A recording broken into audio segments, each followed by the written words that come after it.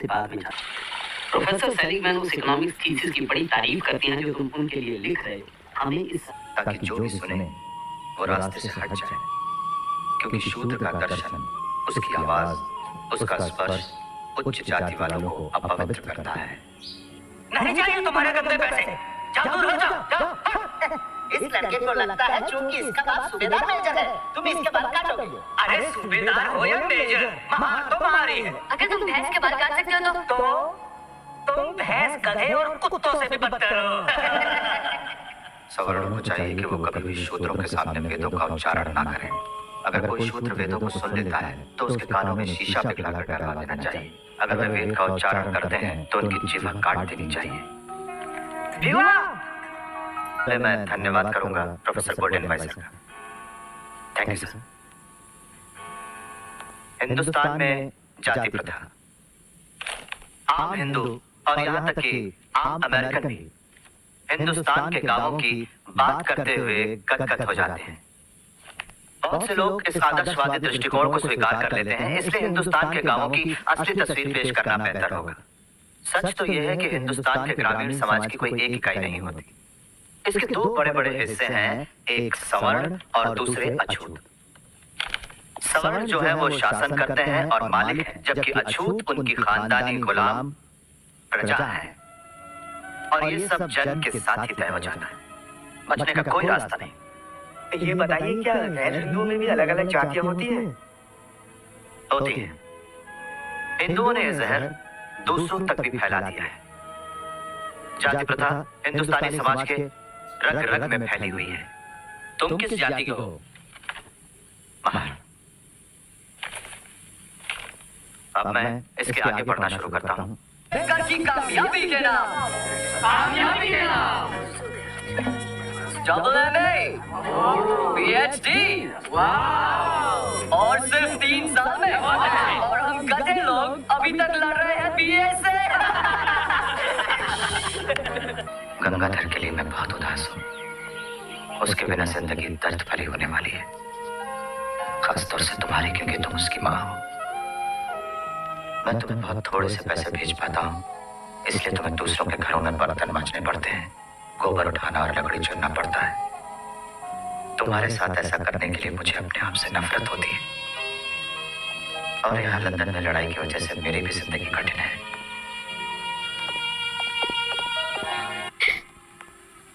लेकिन पैसे नहीं थे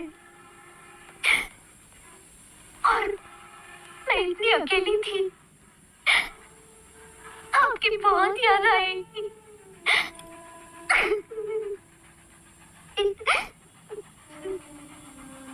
दिन रात हर पल हर कोण आपकी बहुत याद आई। हर शनिवार आपके लिए व्रत रखा मैंने। मैं जानता हूँ तुमने कितने दुख झेले रहा हूँ अकेलेपन में। कभी कभी लगता है कितना अपराधी हूँ मैं। मुझे कमरा चाहिए। हमारा नाम भीमराव अम्बेडकर।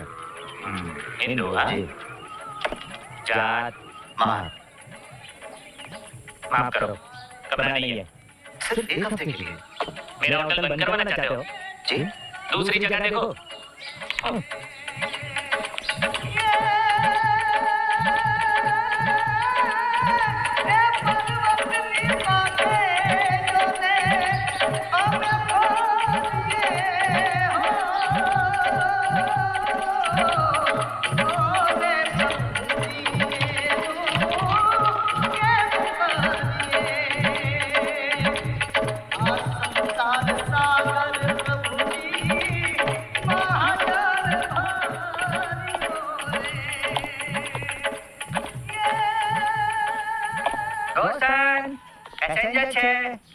आओ आओ। तुम अकेले हो? जी। बस इतना ही कर रहे थे? जी। अच्छा, एम आओ आओ।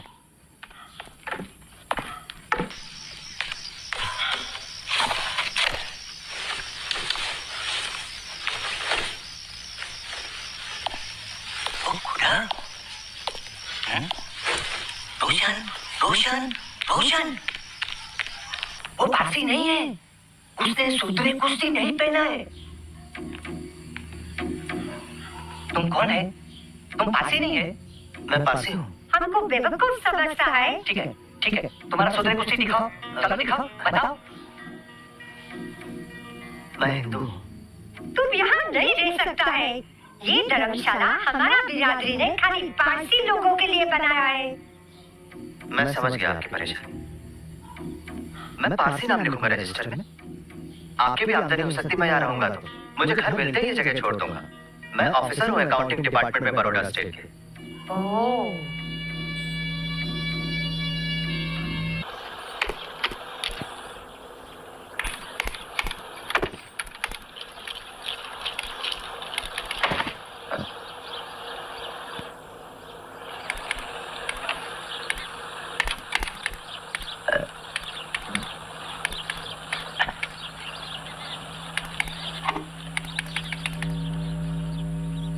जरा एक गिलास पानी तो देना। सुना नहीं मैंने क्या कहा? पानी नहीं है। तो वो क्या है? पानी नहीं है।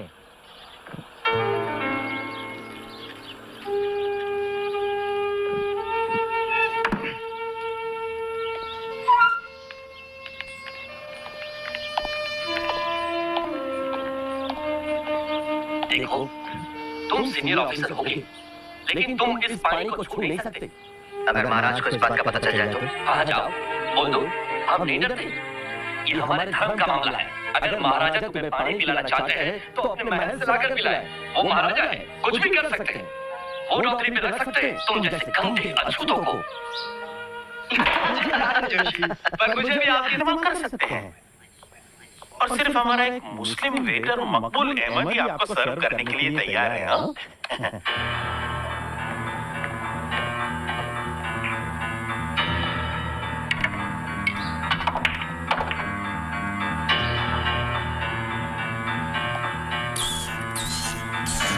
बस एक हफ्ता और मुझे यहाँ रहने की मोहलत दीजिए। मैं तब तक दूसरी जगह ढूंढ लेता हूँ। बिल्कुल नहीं, बाहर निकल जाओ यहाँ से। सामान के साथ बाहर निकल जाना, वरना अगर आज रात तू यहाँ नजर आया, इन डंडों से तेरा सर फोड़ डालेंगे, समझा?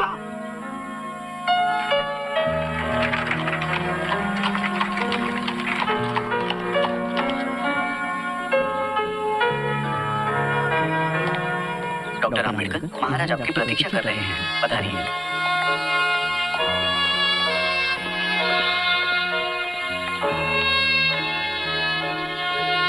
अम्बेडकर।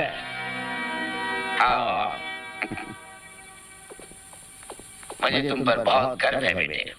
मैंने तुम्हारा थीसिस कास्ट इन इंडिया पढ़ा। बहुत अच्छे, बहुत अच्छे। धन्यवाद योर हाइनेस।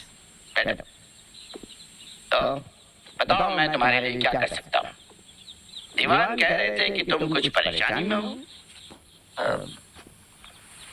सर, मुझे रहने के लिए घर चाहिए। अम्बेडकर, समझता हूँ तुम्हारी परेशानी।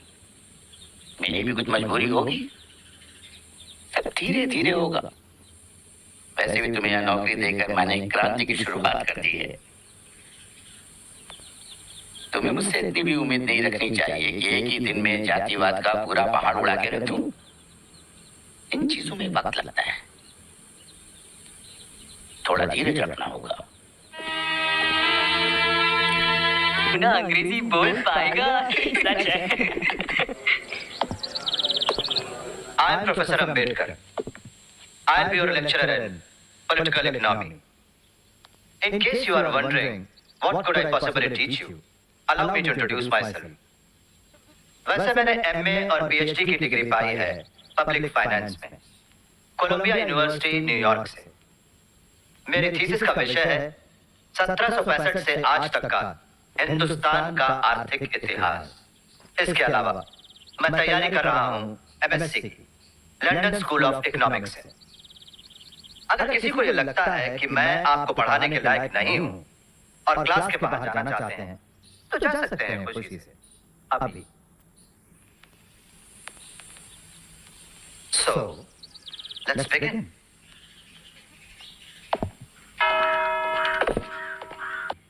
हाँ, हम जानते हैं तुम्हें लेक्चरर छो, लेकिन यहाँ हम आपको बता दें कि पीने का पानी आप घर से ही लाया कीजिए।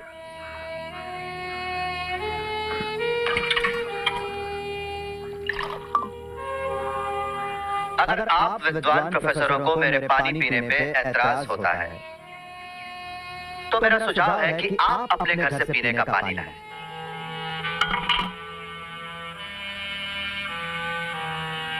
या फिर इस पानी को शुद्ध करें। आप त्रिवेदी हैं ना, तो आप बेहतर जानते होंगे कि अशुद्ध पानी को शुद्ध कैसे किया जाए। नहीं, मैं बताता हूं। अमेत शौचंडाल मध्यमाव साधि दूषिता, ये मंत्र वृद्ध हरित स्मृति से है।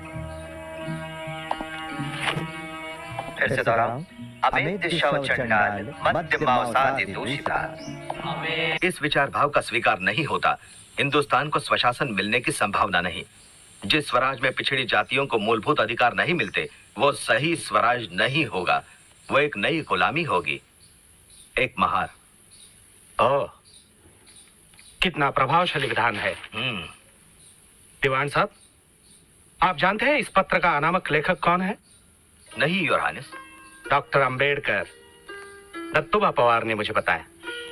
डॉक्टर अंबेडकर एक पक्ष। हिंदू समाज कई मंजिली इमारत जैसा है, जिसमें ना तो दरवाजे हैं और ना ही सीढ़ियां। जो जिस मंजिल पर पैदा हुआ है, उसे उसी मंजिल पर मरना है।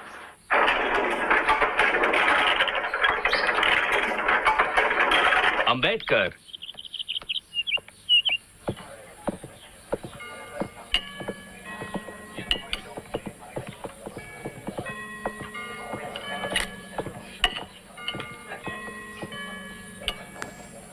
तो ये कचरा वापस आ गया।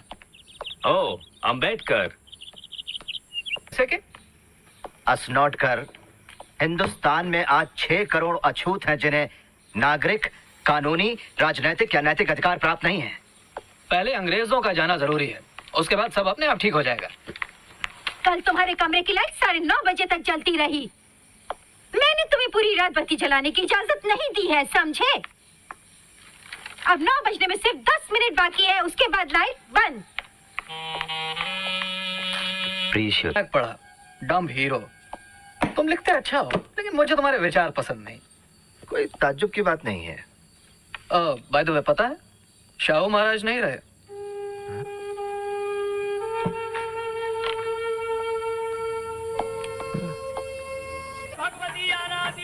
कल बाजार जाएंगे और नए कपड़े खरीदेंगे तुम्हारे लिए, तुम्हारी माँ और लक्ष्मी बहनी के लिए भी।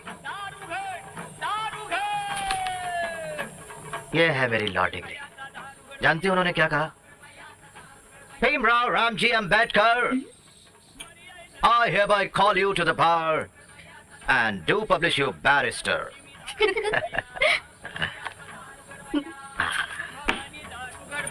रहे हो, तुम्हें तो अपनी माँ की कोख में ही मर जाना चाहिए था।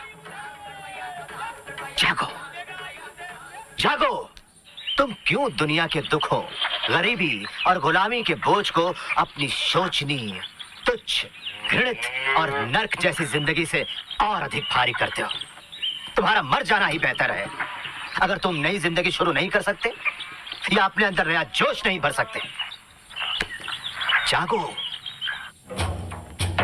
सच तो यह है कि इस देश के किसी भी नागरिक के बराबर, चाहे वो ऊंचा हो या नीचा, तुम्हें भी रोटी, कपड़ा और मकान पाने का जन्मसिद्ध अधिकार है। अगर तुम एक सम्मानजनक जिंदगी जीना चाहते हो तो तुम्हें अपनी मदद खुद करनी होगी, जो सबसे अच्छी मदद है। इंडियन नेशनल कांग्रेस की सभा में अध्यक्ष की कुर्सी पर बैठे हुए मौलाना मोहम्मद अली साहब ने किसी के सुझाव पर कहा कि अछूतों को हिंदू और मुसलमानों में बराबर बांट दिया जाए। उनकी हिम्मत कैसे हुई है कहने की? क्या हमें बर्दाश्त करेंगे? हमारी गुलामों जैसी लेनदेन होगी? हम कांग्रेस पर कैसे भरोसा कर सकते हैं? गांधी जो महान समाज सुधारक है, उस वक्त जेल में थे और वो चुप रहे। क्या हमें ऐसे मसीहाओं की जरूरत है जो ज्यादा फिक्र करते हैं उन रूढ़िवादी मुसलमानों की जो मांग करते हैं खिलाफत की? नहीं, बिल्कुल नहीं। मेरा प्रस्ताव है कि हम अपनी मुश्किलें हल करने के लिए और अपनी शिकायतें सरकार के सामने रखने के लिए एक खास केंद्रीय संस्था की स्थापना करें, जिसका नाम होगा बहिष्कृत हितकारिणी सभा। अलग अलग धर्मों के बहुत से उदारतावादी मित्र हमारा साथ दे रहे हैं।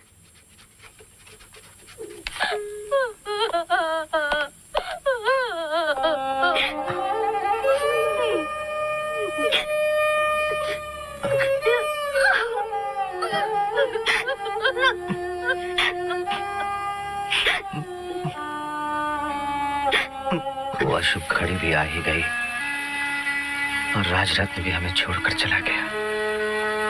और अब जब हमने अपनी चौथी भोली भाली और हंसमुख संतान को दफन कर दिया है, हमारी जिंदगी का सारा स्वाद चला गया है। तुम ही बताओ तत्वा, भाग्य इतना बेरहम क्यों होता है? राजरत्न को क्यों मरना पड़ा? क्यों?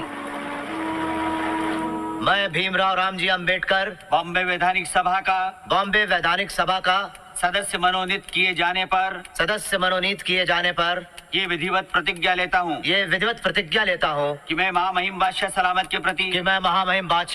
के प्रति पूरी निष्ठा और आस्था रखूंगा जैसे कानूनन स्थापित है। और मैं ब्रिटिश सरकार के प्रभुत्व और एकता का समर्थन करूंगा। हमें